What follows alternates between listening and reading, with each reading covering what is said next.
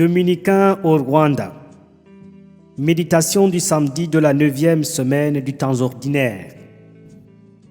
En vérité, je vous le dis, cette pauvre veuve a mis dans l'otran plus que tout le monde. Aujourd'hui, le texte de l'Évangile proposé à notre méditation nous apprend que donner de tout son cœur est plus valeureux que donner superficiellement. La qualité du cœur compte plus que la quantité. La première attitude, celle de la pauvre veuve, est bien accueillie. Et la deuxième, celle des scribes, n'est pas bien accueillie par Jésus. Jésus se tient dans la salle appelée cour des femmes, où sont alignés 13 étrons devant lesquels des prêtres attendent les donateurs. En arrivant, ceux-ci expliquent à un prêtre qu'ils veulent donner tel montant pour telle fin. Le prêtre vérifie la qualité de l'argent et voit si l'offrande répond aux exigences de la catégorie à laquelle le donateur l'a destinée.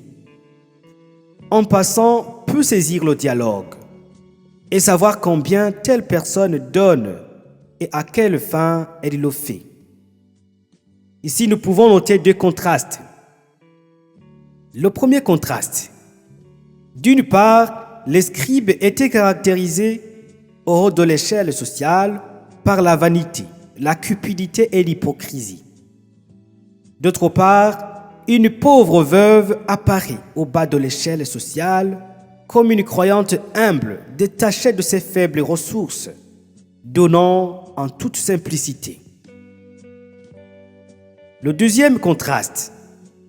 Les riches visiteurs du temple donnaient beaucoup, comparé à la pauvre veuve. Mais Jésus regarde aux dispositions du cœur, humilité, amour, détachement, plutôt qu'à la valeur visible au matériel des gestes posés. Car tous ont mis en prenant sur leur superflu. Mais elle a pris sur sa misère pour mettre tout ce qu'elle possède, tout ce qu'elle avait pour vivre. La réaction de Jésus montre que les vrais disciples se retrouveront plutôt du côté de l'humble pauvresse. Autrement dit, les vrais chrétiens, ce sont ceux qui donnent du fond de leur cœur. Ce sont ceux qui s'offrent en sacrifice plutôt que de sacrifier les autres. Car celui qui donne du fond de son cœur se sacrifie. Encore, les vrais chrétiens, ce sont ceux qui savent accueillir le don de l'autre, le service de l'autre et l'apprécier tel qu'il est, surtout en partant de l'intention de la personne, riche ou pauvre, qui donne. Mais alors, regardons-nous le geste des riches comme Jésus.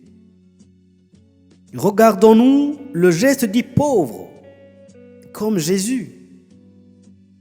Chers frères et sœurs, demandons au Seigneur la grâce de nous offrir à Dieu et à notre prochain tel que nous sommes, et que notre admiration n'aille jamais vers les gestes apparents, ostentatoires, mais vers les pauvres, les humbles et le petit.